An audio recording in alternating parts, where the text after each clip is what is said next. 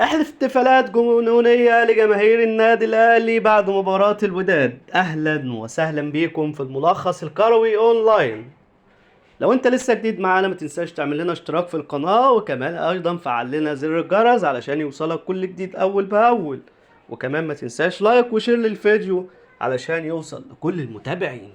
تابعنا بالأمس مباراة الأهلي والوداد الرياض البيضاوي المغربي، مباراة رد الاعتبار. الأهلي يا جماعة بيفوز بنهائي دوري أبطال أفريقيا للمرة ال11. الأهلي هو سيد أسياد أفريقيا بلا منازع. الأهلي هو ملك اللعبة. جماهير النادي الأهلي بالأمس قدرت تدي درس يا جماعة مرة تانية إن هو رقم واحد في اللعبة. الجمهور هو رقم واحد، لا خلاف على ذلك. جماهير النادي الاهلي بعد المباراة طلعت في شوارع مصر كلها وقدرت تحتفل بالفوز، وكمان باحراز البطولة على منافس قدر يحرز البطولة على النادي الاهلي السنة اللي فاتت. لكن النادي الاهلي السنة دي بيقدر يرد الاعتبار في المغرب. الف مليون مبروك للنادي الاهلي وللجماهيره ولادارته.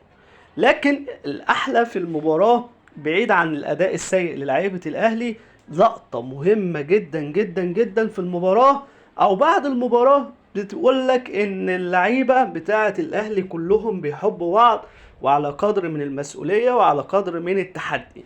لقطة محمد الشناوي اثناء ذهابه لاستلام الميدالية بياخد الميدالية بتاعته ويديها لمصطفى شبير اللي كان بره التشكيل سواء على الاساسي او الاحتياطي، يعني كان مستبعد من المباراة.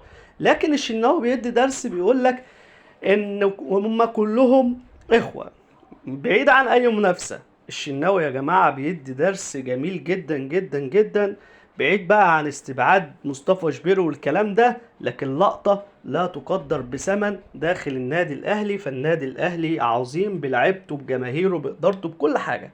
الف مليون مبروك لجماهير النادي الاهلي ولإدارته وكل لعيبة. تابعونا.